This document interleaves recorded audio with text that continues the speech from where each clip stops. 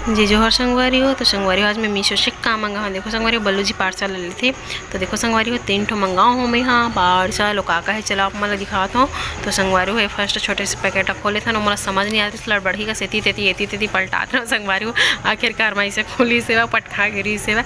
तो देखो ये वाला इयरिंग आप मतलब कैसे लगा तेला कमेंट में बताओ संगवारी हो। मतलब तो बहुत प्यारा लगे से एकदम सुंदर से देखो ठीक है बहुत सुंदर लगे से संगवारी हो। ये हरे ओकर बिंदिया संगवारी हो और ये हरे बाल पट्टा मतलब कि ओमा लगाए के बिंदिया के संग में सेटिंग है कान में लगाए के रसम। फिर हम खोले एक डिब्बा ला एक तो डिब्बा खोले के मोला पता चल गई। तो संगवारी हो माँ में मंगा हो रानी हार।